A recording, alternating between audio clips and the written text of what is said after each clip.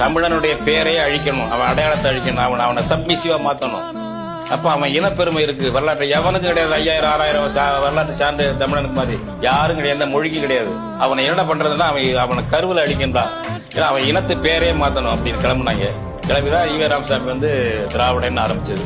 38 வரையில தமிழ்நாடு தமிழருக்கே போட்டாலும் தான் ஈவே ராமசாமி. காங்கிரஸ் இருந்து வெளியே வந்த பிறகு 37 இருந்து தமிழ்நாடு தமிழருக்கே, 38 தமிழ்நாடு தமிழருக்கே, 39 திராவிடன் உண்மையான உருவத்தை காட்ட ஆரம்பிச்சாரு.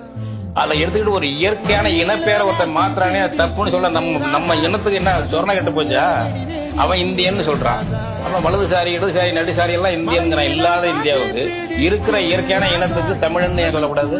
அது எப்படி ஒருத்தன் திராவிடமா, ஒருத்தன் பாரதியன்பா, ஒருத்தன் இந்தியன்பா என்று ஏலம் போடுறீங்களா? அதை ஒரு எங்கள் இனம் தமிழ் இனம், எங்கள் தாய்மொழி தமிழ், எங்கள் தேசம் தமிழ் தேசம், இந்தியாவில் நாங்கள் இருக்கிறோம். இதுதான் எங்களுடைய தமிழ் தேசியம்.